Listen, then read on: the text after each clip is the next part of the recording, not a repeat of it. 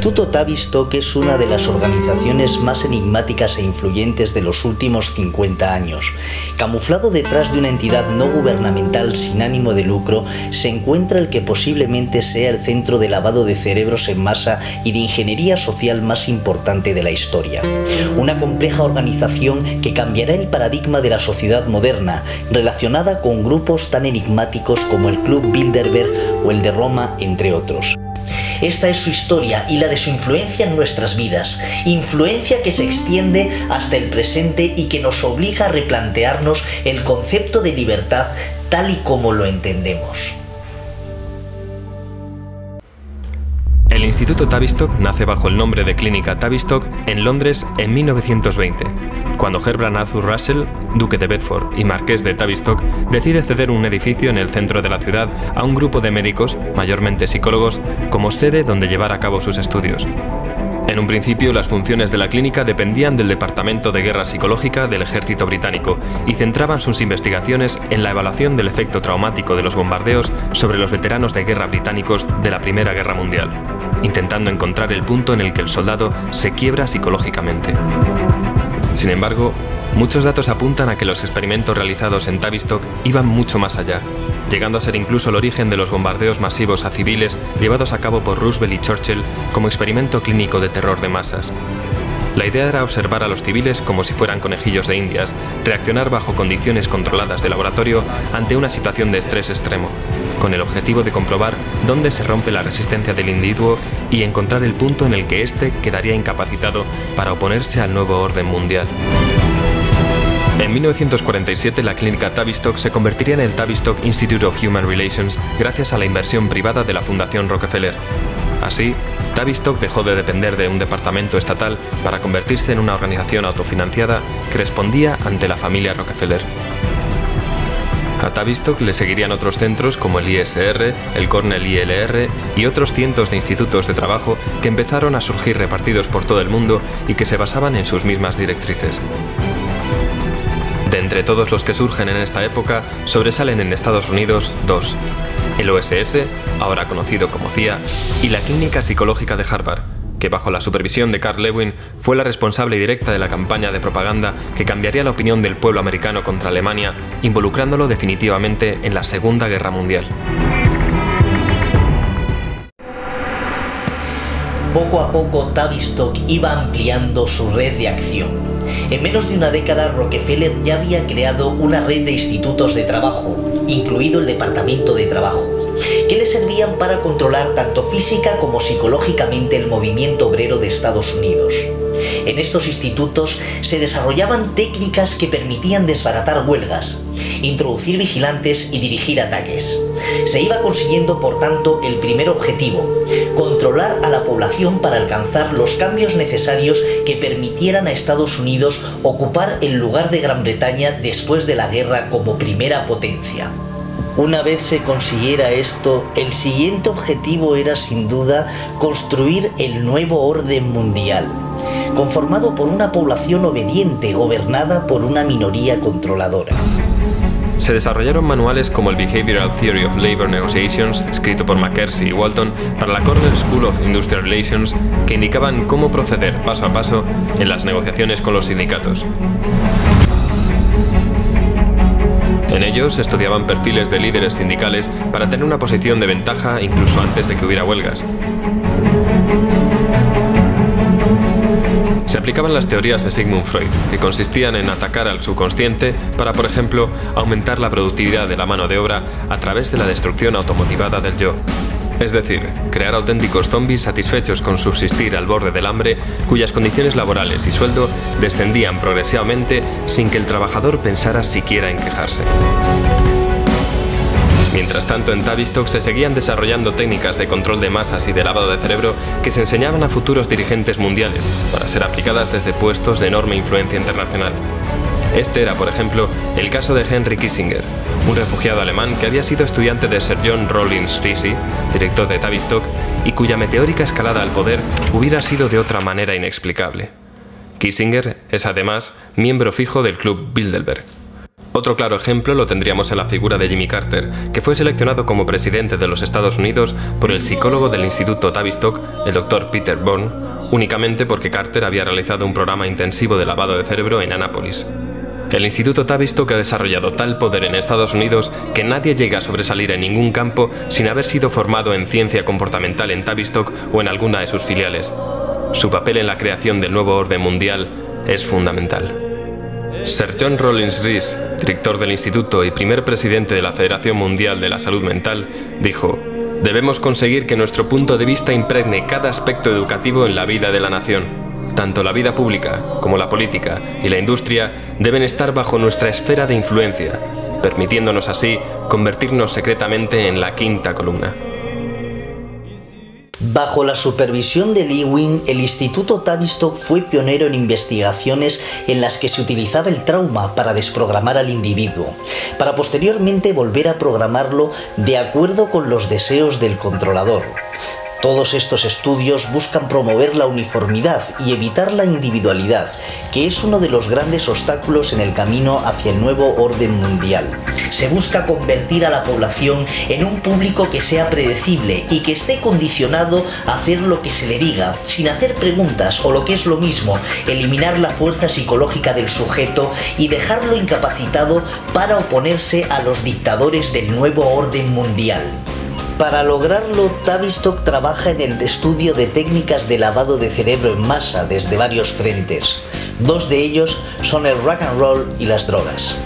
En 1939 se pidió a Theodor Adorno que fuera a Estados Unidos para dirigir el proyecto de investigación de la radio de Princeton, un esfuerzo conjunto del Instituto Tavistock y de la Escuela de Frankfurt que tenía como objetivo encontrar un método efectivo de controlar a las masas a través de la música. La idea era utilizar el rock and roll de la misma forma en que los nazis utilizaron la propaganda radiofónica como instrumento de lavado de cerebro. Una de las estrategias del nazismo para extender su particular visión del mundo entre la población alemana fue, por ejemplo, la de la fabricación y la distribución masiva de aparatos de radio económicos para toda la población, de forma que su mensaje pudiera llegar a todos los hogares alemanes.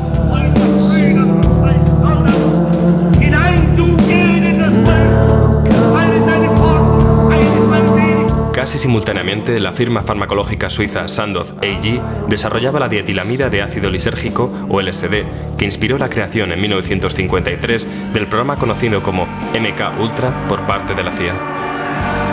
El objetivo era desarrollar materiales químicos, biológicos y radiológicos para ser utilizados en operaciones clandestinas y con los que se pudiera controlar o modificar la conducta humana. La CIA creía que el LSD ofrecía la posibilidad de un acceso total a la mente del sujeto y que esto permitía borrar ciertos recuerdos y sustituirlos por información concreta.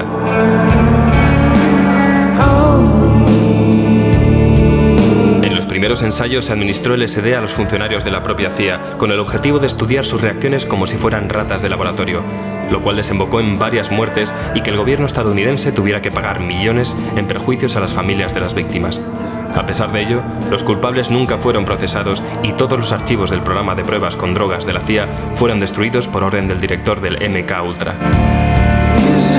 Este tipo de prácticas se extendió a Canadá, donde el Dr. Ewen Cameron, director del Hospital Royal Victorian de Montreal, recibió generosos pagos de la CIA para administrar grandes dosis de LSD a 53 pacientes y registrar sus reacciones.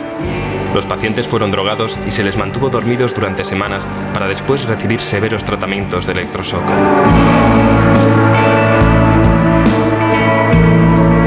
Durante una conferencia en la Facultad de Medicina de San Francisco, Huxley, autor de Un Mundo Feliz, dijo: «En la próxima generación, o en la siguiente, habrá un método farmacológico que consiga que las personas adoren su condición de siervas y que permitan una dictadura sin lágrimas, que produzca una especie de campo de concentración indoloro para sociedades enteras, de tal modo que las personas habrán sido despojadas de sus libertades y, sin embargo, estarán contentas de que así sea, porque habrán perdido todo deseo de rebelarse». Huxley no se equivocaba. Los estudios con drogas dieron sus frutos y su aplicación real dio origen a lo que se conoció como la contracultura del LSD en los años 60 y que fue acompañada de una revolución de estudiantes que también estaba financiada por la CIA con 25 millones de dólares. Miles de estudiantes universitarios fueron utilizados como conejillos de India sin saberlo.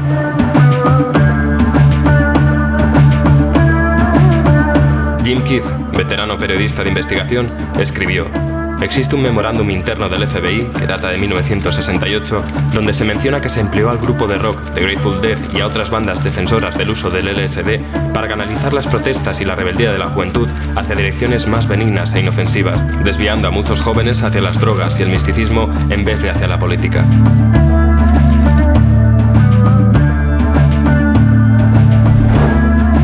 Michael Minicino explica este fenómeno en el ejemplar del invierno de 1992 de la revista Fidelio diciendo: los alucinógenos tienen el singular efecto de convertir a la víctima en un ser asocial, totalmente centrado en sí mismo y preocupado por los objetos.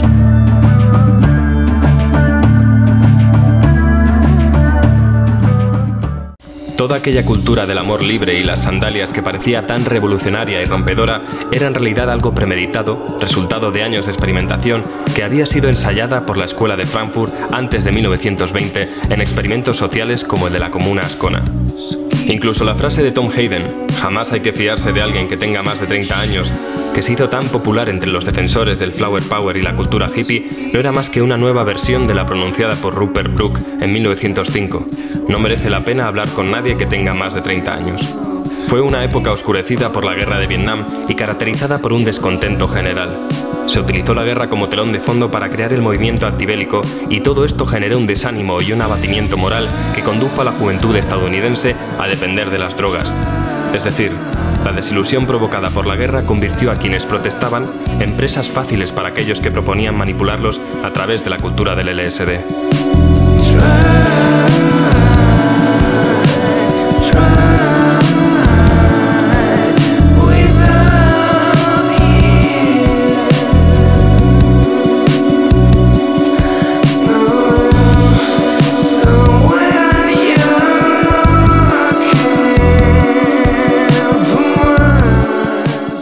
El mejor campo de pruebas para comprobar la utilidad de estos nuevos métodos de control fueron los macrofestivales, en los que se suministraba LSD libremente durante los conciertos a millones de conejillos de indias de entre 15 y 25 años que acabaron convirtiéndose en los promotores de la nueva cultura de las drogas o de lo que se acabó conociendo como New Age.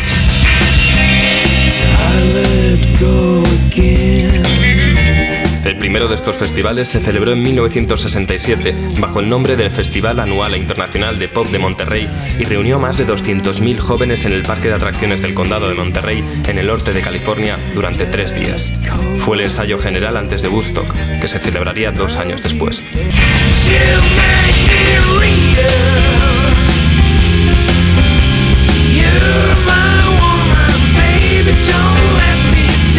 En este tipo de eventos, las víctimas estaban aisladas y prácticamente incomunicadas, rodeadas de inmundicia y eran atiborradas de drogas psicodélicas y mantenidas despiertas durante días, todo con la plena complicidad del FBI y de altos cargos del gobierno.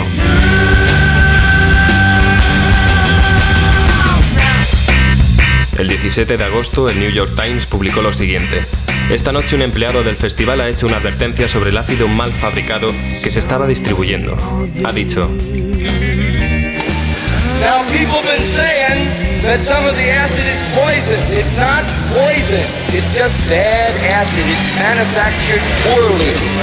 So anybody that thinks they've taken some poison, forget it. And if you feel like experimenting, only take half a tab, okay?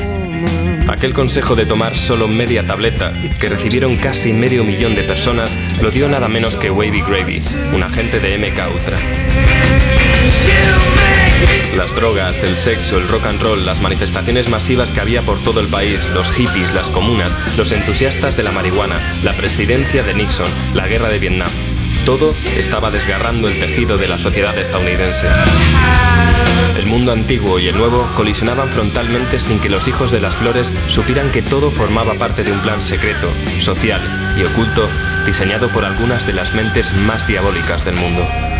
Escondidos en prestigiosas fundaciones, empresas y centros de investigación que respondían ante la Fundación Rockefeller, estos maestros de las marionetas de la política y de las finanzas se sirvieron de la cultura pop para promover la alienación con el objetivo de interrumpir el desarrollo social. Entre 1965 y 1967 el movimiento psicodélico adquirió un gran impulso y culminó con acontecimientos como Woodstock. Sin embargo, desapareció con la misma rapidez con la que había llegado. El LSD pasó de moda. Jimi Hendrix, Janis Joplin y después Jim Morrison murieron. Timothy Leary prácticamente se desvaneció y Estados Unidos, tras fracasar en Vietnam, entró en los años 70 sumido en una depresión. Pero una vez más Tavistock estaba aguardando, preparado para utilizar esa apatía en beneficio propio. Surgió así lo que se conoce como Guerra Tranquila, la guerra de la tecnología de armas silenciosas. Surge la MTV. La media diaria de exposición a la televisión había subido constantemente desde su aparición, hasta el punto de que a mediados de la década de 1970 era la actividad diaria a la que más tiempo se dedicaba después del sueño y el trabajo, con casi 6 horas al día. La irrupción del aparato de vídeo y las videoconsolas ha aumentado aún más ese tiempo de exposición, de forma que los niños en edad escolar pasan casi tanto tiempo delante de la televisión como durmiendo.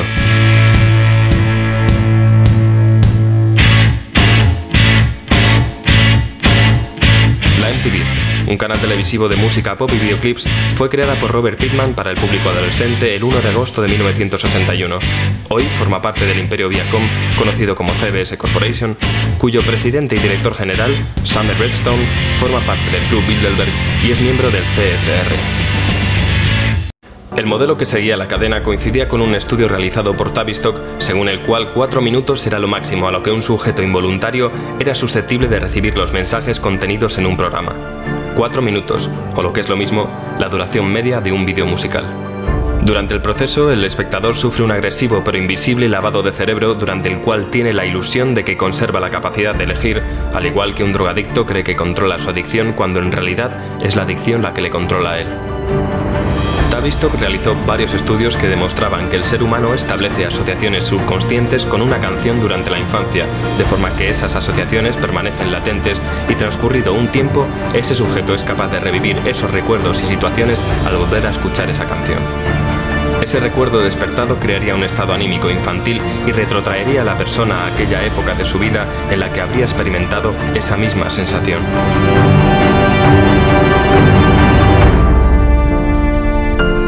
Pero ¿cómo puede ser la televisión una droga?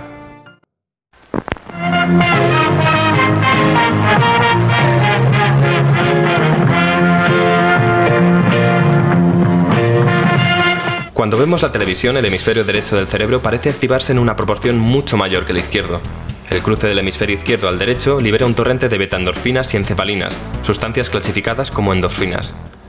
Estas se conocen como los opiáceos naturales del organismo debido a que tienen una estructura idéntica a la del opio y sus derivados, morfina, codeína, heroína, etc. En otras palabras, la televisión funciona como un sistema de suministro de drogas de alta tecnología y crea tanta adicción como cualquier otra droga. ¿Cómo? Al mismo tiempo que se liberan endorfinas, las regiones superiores del cerebro, como la zona media y el neocórtex, quedan inactivas y la mayor parte de la actividad se desplaza al sistema límbico, la región inferior del cerebro. Esta zona, también conocida como complejo reptiliano, se limita a reaccionar al entorno utilizando respuestas muy básicas arraigadas en nuestro ADN. Además, estas regiones inferiores no saben distinguir la realidad de la invención, dado que de eso se encarga el neocórtex, lo que hace que reaccionemos ante el contenido de la televisión como si este fuera real. Diversos estudios han demostrado que a la larga, un exceso de actividad en las regiones inferiores del cerebro causa la atrofia de las regiones superiores.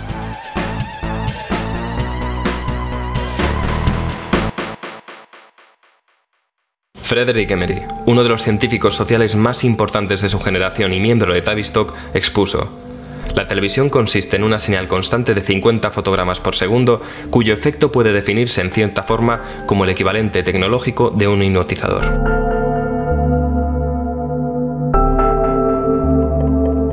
La televisión es un medio poderoso para crear una opinión común y eliminar la individualidad. Admitimos lo que vemos en televisión como cierto porque está consensuado y lo asimilamos sin dudar. Un ejemplo serían las imágenes que retransmitieron los noticiarios con reacciones de quema de banderas estadounidenses por parte de la población civil en Oriente Medio tras el 11S, que eran en realidad material de archivo. Otro ejemplo serían las películas de Disney. Algo que muy poca gente sabe es que tanto Walt Disney como su hermano participaron en la producción de películas propagandísticas durante la Segunda Guerra Mundial, supervisadas por el Comité de Moralidad, controlado por Tavistock.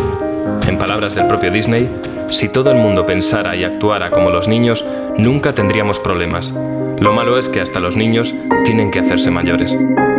Convertir a los adultos en niños fácilmente controlables es algo que aparece en las teorías de Adorno y no se reduce únicamente a las películas de Walt Disney. Barrio Sésamo era un programa educativo creado en 1966 cuyo objetivo era, en teoría, introducir a los niños en el mundo escolar. Sin embargo, fue desarrollado con fines muy distintos.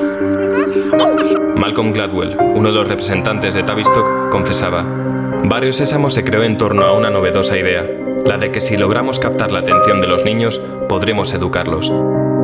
Sin embargo, hay numerosos estudios que demuestran que este programa no solo no favorece el aprendizaje, sino que en muchos casos inhibe la capacidad de entender ideas más complejas. Y lo que es más importante, dichos estudios indican que los niños parecen volverse adictos al programa, y dicha adicción les engancha a ver cualquier programa de televisión. Neil Postman, profesor de la Universidad de Nueva York, en su libro Divertirse hasta morir, decía: si algo hay que reprochar a Barrio Sésamo es fingir que es un aliado del aula del colegio. Barrio Sésamo no estimula a los niños a que les guste la escuela ni nada que tenga que ver con ella. Los estimula a que les guste la televisión. La mejor prueba de todo esto es, como siempre, averiguar de dónde procede el dinero, y en el caso de Barrio Sésamo procedía directamente de la Fundación Carnegie, controlada por los Rockefeller, y que a golpe de talonario consiguieron introducir el programa en una cadena de televisión nacional. El dinero de la fundación procede a su vez de la CIA, de la Comisión Trilateral controlada por David Rockefeller, del Council of Foreign Relations, del Grupo Carlyle, del que forman parte, entre otros, el expresidente George Bush padre y el exsecretario de Defensa Donald Rumsfeld, por no mencionar algunos de los miembros menos conocidos de la familia de Bin Laden y de la sociedad secreta Skull and Bones de la Universidad de Yale. Y por supuesto, el área que más posibilidades ofrece es la publicidad, campo de cultivo para tendencias y necesidades creadas a partir de la nada por las grandes empresas. Un claro ejemplo del lavado de cerebro dirigido a adolescentes y niños en general lo constituye la controvertida mascota de Camel, conocida como Joe Camel, y que llegó a ser tan popular que competía incluso con Mickey Mouse en preferencias infantiles. Joe Camel surgió en 1987 cuando la marca buscaba ideas para celebrar su 75 aniversario. Buscando en los archivos apareció una ilustración realizada en 1974 por un artista llamado Billy Colton, y que no era sino la caricatura de Old Joe, el camello que aparece en los paquetes de cigarrillos de la marca desde su creación en 1913. En 1991, la revista Journal of the American Medical Association publicó un estudio que dejaba claro que el objetivo de Camel era conseguir que los niños asociaran la nueva mascota con su marca de la misma forma en que asociaban el logotipo de Disney Channel con Mickey Mouse. La compañía R.J. Reynolds Nabisco alegó que los estudios de mercado desarrollados antes de lanzar la campaña habían sido realizados únicamente entre adultos y que iban dirigidos exclusivamente a fumadores de otras marcas, por lo que Joe Camel siguió siendo la imagen de Camel a pesar de que casi un tercio de todos los cigarrillos que se vendían ilegalmente a menores de edad eran Camel. La campaña fue un éxito y consiguió establecer una relación en el subconsciente infantil entre el personaje y la marca. Esta relación se quedaría grabada y acompañaría al sujeto hasta su madurez, momento en el cual podría ser libre de escoger la marca de cigarrillos que quisiera y que, por supuesto, sería Camel.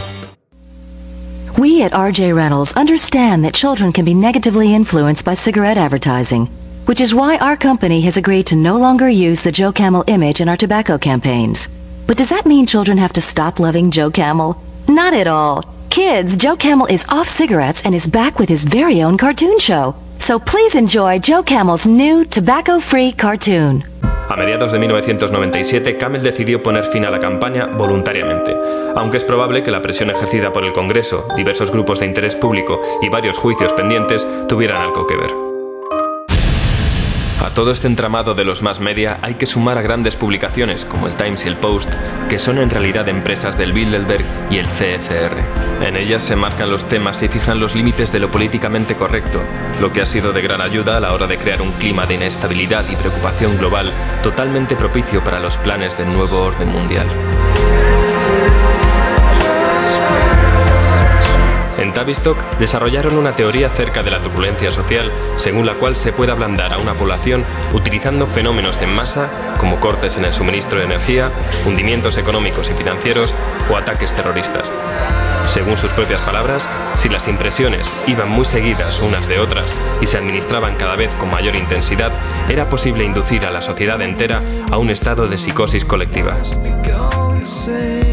Esto es desde luego algo muy sencillo de conseguir gracias a la televisión. ¿Qué es lo que se logra con este estado de terror permanente? Que las personas terminen disociándose, que traten de huir del terror causado por una realidad tan apabullante, que se encierren en un estado de negación y se refugien en diversiones y entretenimientos populares, mostrando cierta tendencia a sufrir accesos de cólera. Es ahora cuando las investigaciones de Tavistock sobre el punto de ruptura tienen su fruto. Cuando se alcance ese punto de ruptura, cuando ya no se pueda más, entonces surgirá el nuevo orden mundial como la solución definitiva a todos nuestros problemas.